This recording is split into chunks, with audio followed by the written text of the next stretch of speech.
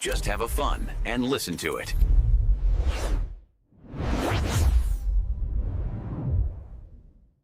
안녕하세요, 여러분의 이야기 창고 스토리 라디오 스테이션입니다. 안녕하세요. 저는 덱스터입니다. 저는 클레어입니다. 시작하기 전에 구독, 좋아요, 알림 설정 잊지 마시고요. 꼭 좀 부탁드릴게요. 네, 오늘 저희가 아주 흥미로운 주제를 가져왔습니다. 바로 미국 의료 시스템인데요. 뉴스 같은 거 보면 미국 정치권에서 의료 문제로 막 시끌시끌하고 예전에는 시코 같은 다큐 영화도 있었잖아요. 아, 맞아요. 그 세계 최강대국이라는 미국인데 의료 시스템만큼은 왜 이렇게 문제가 많다는 이야기가 끊이지 않는 걸까요? 뭐 비싸다, 복잡하다, 불공평하다 말은 진짜 많은데 속 시원하게 딱 이것 때문이야 하고 알려주는 건 좀 찾기 어려운 것 같아요. 그래서 저희가 준비했습니다. 오늘 미국 의료 시스템이 도대체 왜 이런 건지 그 속사정을 비전문가인 여러분도 아주 쉽게 이해하실 수 있도록 좀 유쾌하고 명쾌하게 파헤쳐 보겠습니다. 좋습니다. 그럼 어디서부터 시작해 볼까요? 미국 의료 시스템의 가장 근본적인 특징이 뭘까요? 한국이랑은 확 다르다고 하던데요. 맞아요. 그 가장 큰 차이는 미국은 선진국 중에서 거의 유일하게 국민 모두에게 의료 혜택을 이런 보편적 건강보장, 그러니까 UHC 이게 없다는 점이에요. 네, 한국은 건강보험공단이 전 국민의 건강을 딱 책임지는 시스템이지만 미국은 기본적으로 의료를 시장 상품처럼 취급해요. 국가 책임이라기보다는 개인이 알아서 하거나 회사를 통해서 해결해야 하는 문제, 이렇게 보는 거죠. 의료가 상품이라니 아프면 누구나 치료 받아야 하는 거 아닌가요? 이게 어떻게 이렇게 됐을까요? 역사적으로 보면요. 국가가 주도해서 보험을 만들려는 시도는 몇 번 있었는데 다 실패했어요. 그 대신 1950년대쯤에 회사가 직원한테 주는 보험료를 세금에서 빼주기 시작하면서 건강보험은 회사 복지다, 이런 인식이 강해졌죠. 그 고용주가 제공하는 보험, 이걸 ESI라고 불러요. 아, 그래서 미국 영화 보면 다들 회사 보험 있어? 이렇게 물어보는 거군요. 그럼 뭐 다 회사 보험으로 해결이 되는 건가요? 그게 또 그렇지가 않아요. 미국 시스템은 정부가 운영하는 공공보험, 메디케어나 메디케이드 같은 거랑 민간보험이 막 섞여 있는 혼합형인데요. 이 조합이 모든 사람을 다 커버해주지는 못해요. 여전히 보험 없는 사람들도 꽤 있고요. 게다가 그 구조 자체가 좀 이상하다고 들었어요. 민간보험 가입자들이 오히려 손해를 본다는 이야기도 있던데요? 네, 그게 바로 교차보조 문제예요. 병원들이 정부 보험, 그러니까 메디케어나 메디케이드 환자한테는 받는 돈이 원가보다 적은 경우가 많거든요. 그럼 그 손실을 어디서 메꿀까요? 설마 그 민간보험 환자들한테 더 비싸게 받아서요? 빙고. 맞습니다. 민간보험 환자에게는 원가보다 훨씬 높은 비용을 청구하는 거죠. 결국 민간보험 가입자들이 내는 그 비싼 보험료가 공공보험의 적자를 메워주는 셈이 되는 거예요. 이게 또 민간보험료를 계속 올리는 주범 중 하나죠. 와, 이거 구조부터가 좀 굉장히 꼬여있네요. 그럼 그 비싼 민간보험도 종류가 엄청 많다면서요? 이름만 들어도 머리가 막 치끈거리던데요? 하하, 맞아요. HMO, PPO, HD, HP, 약어만 들어도 복잡하죠? 쉽게 말하면 선택할 수 있는 의사나 병원 범위, 즉 네트워크가 좀 좁은 대신 좀 저렴한 플랜이 있고요. 아, 좀 싸고? 네, 그리고 네트워크가 넓고 자유로운 대신 비싼 플랜이 있다. 이렇게 보시면 돼요. 아, 선택의 폭이랑 비용 사이의 트레이드오프군요. 그렇죠. 그리고 또 HDHP라고 하이 디덕테이블 헬스 플랜인데 이건 매달 내는 보험료는 싼 편일 수 있지만 대신 병원에 가면 본인이 먼저 내야 하는 큰 금액, 그러니까 디덕터블, 자기부담금이라고 하죠. 이게 아주 높은 플랜도 있어요. 이건 아프기 전엔 좋아 보이는데 막상 큰 병 걸리면 목돈이 확 나가는 거죠. 으악, 진짜 이름만 들어도 머리가 아프네요. 그냥 옵션이 많아서 복잡하다, 이 정도로 알면 되겠죠? 정확합니다. 너무 복잡해서 정작 가입자들은 뭐가 나한테 제일 좋은 건지 알기 어려운 경우가 태반이에요. 그럼 민간보험이 이렇게 복잡하고 비싸다면 정부가 운영하는 공공보험은 좀 든든한가요? 그 메디케어, 메디케이드 같은 거요? 안전반 역할을 하긴 하는데요. 여기도 한계가 좀 명확해요. 메디케어는 주로 65세 이상 노인분들을 위한 건데 예를 들어서 장기 요양 시설 지원 같은 건 최대 100일 정도로 아주 제한적이에요. 그 이유는요? 전부 본인 부담이죠. 100일이요? 장기 요양은 훨씬 길어질 수도 있는데. 그럼 메디케이드는요? 저소득층을 위한 거라면서요? 메디케이드는 저소득층 대상이 맞는데 이게 주마다 자격 기준이나 혜택이 다 달라요. 그러니까 어떤 주에 사느냐에 따라서 받을 수 있는 혜택이 천차만별인 거죠. 그리고 결정적으로 메디케이드의 장기 요양 혜택을 받으려면요. 본인 재산을 거의 다 써야 해요.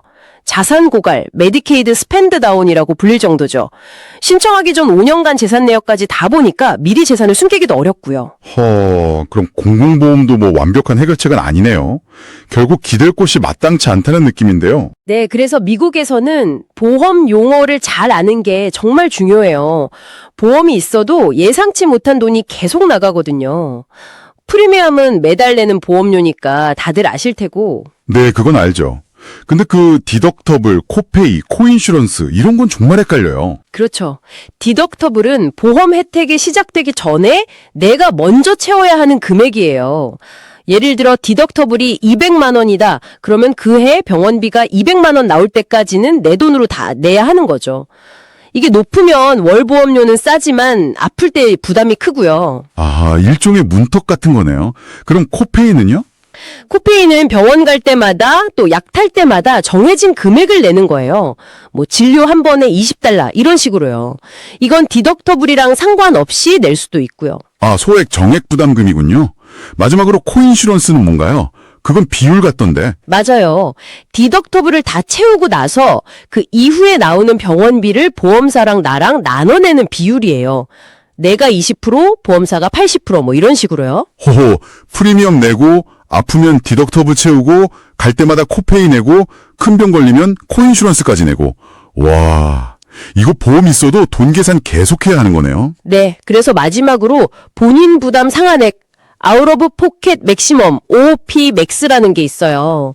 이 모든 걸 합쳐서 내가 1년에 내는 돈의 최대 한도를 정해놓은 건데 문제는 이 한도액 자체가 한국보다 훨씬 높다는 거죠. 결국 보험이 있어도 안심할 수 없는 구조라는 거네요. 이게 혹시 그 의료부채 문제랑 연결되는 건가요? 정확합니다. 미국 성인 약 2천만 명, 그러니까 인구의 8% 정도가 의료비 때문에 빚을 지고 있어요. 총 부채 규모가 최소 2,200억 달러, 우리 돈으로 하면 300조 원이 넘을 것으로 추정돼요. 2천만 명이 빚쟁이가 된다고요? 의료비 때문에? 네. 심지어 $10,000, 우리 돈으로 한 1,300만 원 이상 고액 부채를 진 사람도 300만 명이나 되고요. 더 충격적인 건 보험에 1년 내내 가입했던 사람들 중에서도 8%가 의료 부채를 경험했다는 거예요. 보험이 있어도 빚더미에 앉을 수 있다는 거죠. 보험이 있는데 빚을 진다. 이게 바로 아까 말씀하신 그 높은 디덕터블이나 코인슈런스 같은 비용 부담 때문이군요. 네, 맞습니다. 이런 복잡하고 비싼 시스템 때문에 많은 미국인들이 고통받고 있는 거죠. 자, 일부에서는 미국 의료 시스템의 기본적인 특징과 구조, 또 복잡한 보험 종류와 비용 문제, 그리고 심각한 의료 부채 현실까지 짚어봤습니다. 네, 그야말로 문제 종합 세트 같은 느낌인데요. 2부에서는 그래서 도대체 왜 이렇게 비싼 건지, 한국과는 얼마나 다른지, 그리고 이걸 해결하려는 노력은 있는지 좀 더 깊이 파헤쳐 보겠습니다. 잠시 후에 돌아오겠습니다. From the bustling streets of ancient Rome to the intricate algorithms of Wall Street, human stories echo through time. 채널 고정해주세요. 스토리 라디오 스테이션 2부 시작합니다. 1부에서는 미국 의료 시스템이 왜 보편적 보장이 안 되고 공공과 민간보험이 어떻게 얽혀 있으며 디덕터블, 코인슈런스 같은 복잡한 비용 구조 때문에 보험이 있어도 의료 부채를 질 수 있다는 이야기까지 나눴습니다. 네, 2부에서는 그래서 대체 왜 이렇게 비싼 거야? 이 근본적인 질문에 한번 답을 찾아보겠습니다. 한국이랑 비교하면 얼마나 차이가 나는지, 비용 폭탄의 주범은 누구인지, 그리고 해결책은 없는 건지 한번 파헤쳐보죠. 가장 궁금한 게 역시 한국과의 비교일 텐데요. 핵심 차이는 역시 가격 통제의 유무예요. 한국은 건강보험공단이 가격 협상력을 딱 가지고 있지만 미국은 정부의 가격 통제 기능이 거의 없다고 봐야 해요. 그래서 비용 차이가 그렇게 심한 거군요. 그 1인당 의료비 얼마나 차이 나나요? 숫자로 보면 확 와닿으실 텐데요. 2024년 기준으로 미국은 1인당 연간 약 14,885달러, 우리 돈으로 2천만 원이 넘어요. 근데 한국은 약 4,797달러, 한 650만 원 정도니까 미국이 3배 이상 비싼 거죠. OECD 평균하고 비교해도 2배가 넘는 정말 압도적인 일입니다. 3배요? 아니, 미국 사람들이 병원을 3배 더 많이 가는 건 아닐 텐데 그럼 뭐가 문제죠? 바로 그거예요. 미국 의료비가 비싼 건 이용량이 많아서가 아니라 서비스 하나하나의 가격 자체가 그냥 너무 비싸기 때문이에요. MRI 한 번 찍는 비용, 수술 비용, 약값, 모든 게 다른 나라보다 훨씬 비싸요. 가격 통제가 없으니까 병원이나 제약회사가 가격을 높게 매겨도 막을 방법이 별로 없는 거죠. 그냥 가격이 비싸다. 뭔가 좀 허무하면서도 핵심이네요. 또 다른 이유는 없나요? 네, 두 번째는 경쟁 실종이에요. 거대 병원 그룹들이 작은 병원이나 개인 의원들을 계속 인수합병하고 있어요. 예전에는 의사 10명 중에 3명 정도만 병원 소속이었는데 지금은 거의 절반 가까이가 병원 소속 의사예요. 의사들이 왜 자꾸 큰 병원으로 들어가는 거죠? 뭐 안정적이어서 그런가요? 그것도 있겠지만 더 큰 이유는 사실 돈이에요. 똑같은 진료를 해도 개인 의원보다 큰 병원 시스템 소속 외래진료실에서 받으면 보험사에 훨씬 비싼 돈을 청구할 수가 있거든요. 이걸 현장 기반 지불차등이라고 하는데 이게 병원들이 의원들을 인수하게 만드는 강력한 유인이 되고 있어요. 잠깐만요. 같은 서비스인데 장소만 다르다고 가격이 다르다고요? 이거 완전 불합리한 거 아닌가요? 그렇죠. 이런 구조가 경쟁을 없애고 가격을 더 올리는 악순환을 만드는 거예요. 환자 입장에서는 선택권도 줄어들고요. 가격도 비싸고 경쟁도 없고 정말 문제네요. 설마 또 있나요? 세 번째 주범은 행정 낭비입니다.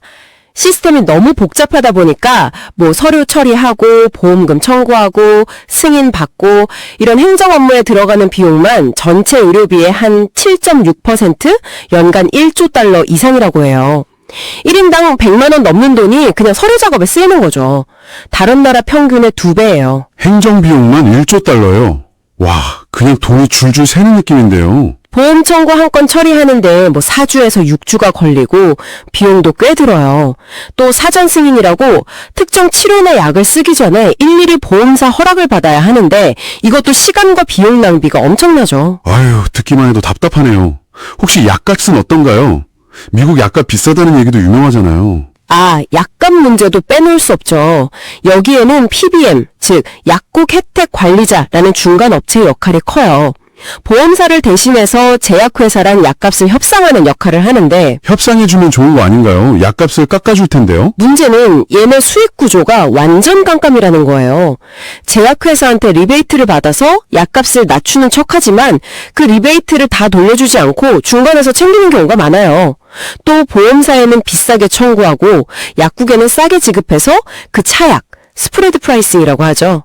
그걸로 돈을 벌기도 하고요. 리베이트를 중간에서 가로채고 가격 차이로 돈을 번다. 완전 중간상인농간 같은데요. 네, 특히 거대 PBM들이 보험사, 약국 체인까지 다 소유하면서 수직 통합을 이루면 경쟁이 더 줄고 환자에게 불리해지기 쉬워요. 약값의 절반 가까이가 이런 중간 유통 마진으로 사라진다는 분석까지 있을 정도예요. 와, 정말 총체적 난국이네요. 가격, 경쟁, 행정, 유통 하나 제대로 된 게 없는 느낌인데요. 그럼 이걸 바꾸려는 노력은 없었나요? 오바마 케어 같은 거 있었잖아요. 네, ACA, 일명 오바마 케어가 가장 대표적인 개혁 시도였죠. 보험 없는 사람 수를 크게 줄이고 또 아프다는 이유로 보험 가입을 거부 못하게 하고 본인 부담 상환액 OOP 맥스를 도입하는 등 긍정적인 성과도 분명히 있었어요. 그럼 좀 나아진 거 아닌가요? 하지만 근본적인 가격 통제에는 실패했어요. 그래서 보험료는 계속 오르고 있고 정치적으로도 반대가 심해서 여전히 좀 불안정한 상태죠. 가격 통제 실패가 핵심이군요. 최근에 깜짝 청구서를 막는 법도 생겼다던데요? 불시 청구 금지법. 2022년부터 시행됐는데 이거 정말 중요해요. 예전에는 보험 네트워크 병원에 갔는데 거기서 만난 의사가 네트워크 소속이 아니라는 이유로 나중에 엄청난 추가 요금을 청구하는 경우가 많았거든요. 응급 상황이나 비응급이라도 환자가 모르는 사이에 이런 일이 벌어졌죠. 병원은 네트워크 아닌데 의사가 아니라서 폭탄 요금을 내라고요? 진짜 황당했겠네요. 그렇죠. 이 법이 바로 그런 깜짝 고액 청구를 막는 거예요. 환자들의 예상치 못한 부담을 크게 줄여줬죠. 이건 정말 잘한 개혁으로 평가받아요. 그건 정말 다행이네요. 아까 병원들이 의원 인수하면서 가격 올리는 문제도 있다고 했는데 그건 해결 방법이 없나요? 그 문제 해결을 위해서 현장 중립적 지불 논의가 뜨거워요. 아까 말한 것처럼 같은 서비스인데 병원 외래에서 받는다고 더 비싸게 받는 불합리를 없애자는 거예요. 서비스가 같으면 장소 상관없이 같은 돈을 주자는 거죠. 주로 정부보험인 메디케어에서 시도하려는 움직임이에요. 오, 그것도 합리적인데요? 그럼 반대는 왜 하는 거죠? 주로 병원업계에서 반대하죠. 수가가 깎이면 시골이나 환자 적은 지역병원 운영이 어려워져서 문을 닫거나 서비스를 줄일 수밖에 없고 결국 환자들의 접근성이 나빠질 거다 이렇게 주장해요. 하긴 그것도 일리가 있네요. 정말 문제가 얽히고 설켜서 풀기가 쉽지 않군요. 네, 맞습니다. 조금씩 개선하려는 노력은 계속되고 있지만 근본적인 해결까지는 아직 갈 길이 멀어 보입니다. 자, 오늘 미국 의료 시스템에 대해 정말 깊숙이 파헤쳐봤는데요. 정리하자면 미국은 의료를 시장에 맡기다 보니 모두를 위한 보편적 보장이 없고 민간과 공공보험이 복잡하게 얽혀 있다는 거죠. 네. 게다가 가격 통제가 안 돼서 서비스 비용 자체가 너무 비싸고 거대 병원들의 독과점으로 강제는 줄고 행정비용 낭비는 심각하고 약값 유통 구조마저 불투명해요.